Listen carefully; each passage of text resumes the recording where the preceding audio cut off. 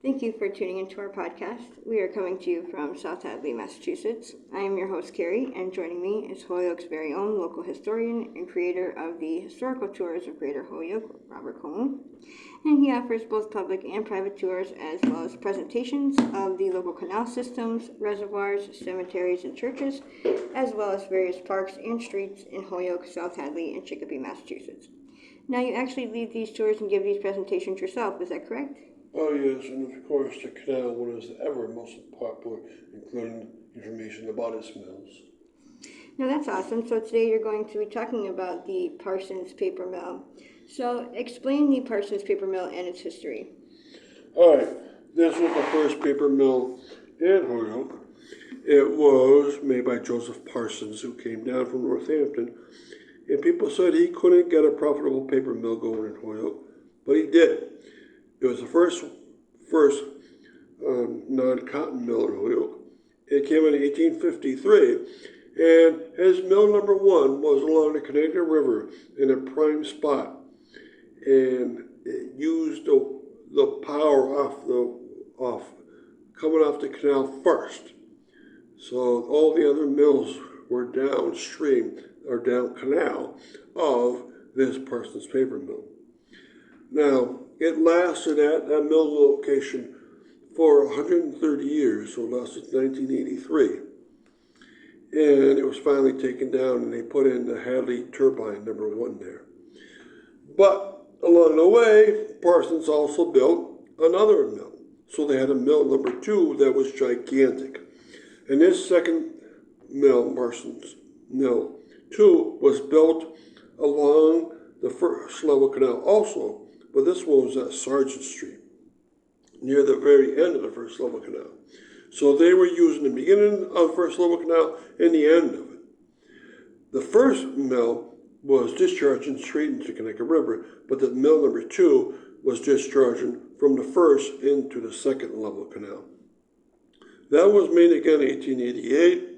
It lasted as a functional mill to the year 2005. And in the year 2006, by arson, it was burnt down. Now, these two mills produced the most paper of any paper mill in the world, and they helped get Holyoke its nickname, the Paper City. They employed not as many people has a fiber mill like cotton and wool, but they employed a few hundred people, which is great. Now, I've always thought about the Parsons as being of great importance, but even when it's not there, it's still functional. Now, what is left of the Parsons mill? Okay, the Parsons paper mill number one has been turned into, by Holyoke Gas and Electric, into a series of solar panels. And Holyoke Gas and Electric has 19 areas of solar panels, and this is one of them. And so they're still getting energy from that site, and that's a great use of the former paper mill. The paper mill number two is partially still there, so not all of it burned down. About 80% of it burned down and was taken down. 20% still existed. And Aegis Energy is now there, and they're one of the leaders around this country of transportable energy sources. So if you need an energy source in a place that doesn't have any, like on a construction site, then Aegis Energy would be the place to call. They could supply energy on a year-long basis or on a very temporary basis, in emergencies or on construction sites, for hospitals as backup and so forth and so on. So what's left of these mills? Not too much, but remembrances, and still they're being used in some way. Now, mill number two, since Aegis didn't want to use all the mill in the mill area, they didn't want to use the turbines for power. What Holyoke Gas and Electric did was start another solar panel field there. So both Parsons Mill 1 and 2 are now being mostly used as solar panel fields. Now, so quickly before we continue with the rest of our interview, just to fill our listeners in, if you want to find out more information or want to sign up for any of his various tours, you can check out his site at holyokecanaltour.org. There he has both videos of the various stops along each tour, also past and present photos of the historical sites throughout as well. And if you're interested in setting up a private tour, you can email him directly at bobcat4214, capital B, at yahoo.com. Again, that's BOBCAT 4214, capital B, at yahoo.com. And they are perfect for fun educational outdoor activities for the whole family or for group parties, especially those special occasions and get-togethers. They're also good for just getting outdoors for the day. So now getting back to our interview, tell us about the other mills that are near the Parsons Mill. Okay, the Parsons Paper Mill number 1. Near it, you have several mills, including the Dwight Mills were near it. And also you had the Hampton Cotton Mill, which is very close to it, on the same triangle area. And they were used in the beginning, of course, of the first level canal. Around the area of the Parsons Mill number 2, that was a big area for a lot of mills. And right beyond it was the Berkshire Cotton Mill was put into place. Across the street was the Dickinsonian paper mill, which is still there.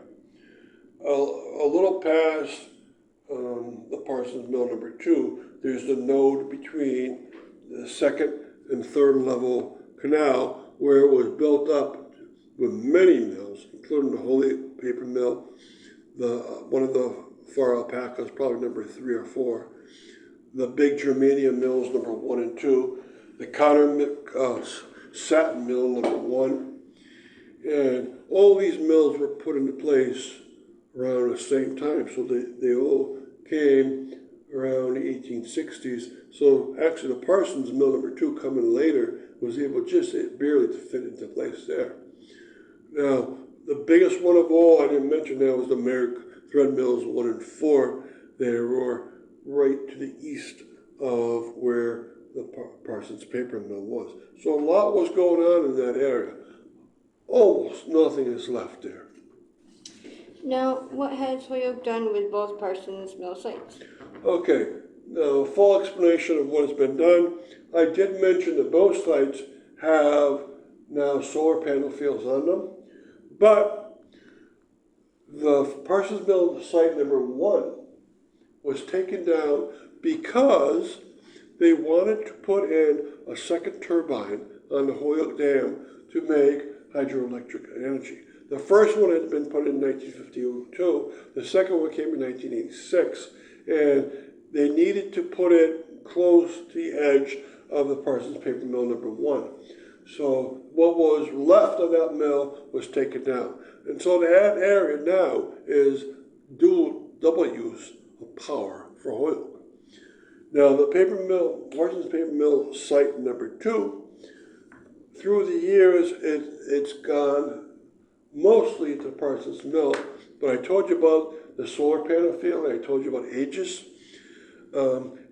Also, Aegis didn't want to use the turbine there, and so it's still underground, but there's a big turbine under there that is not being used.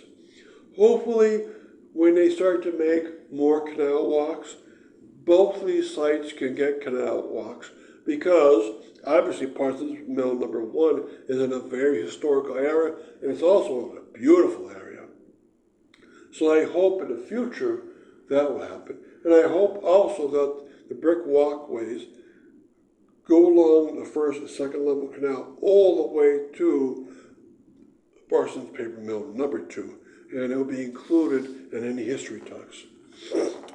Okay, so thank you, Robert, for educating us on your tours.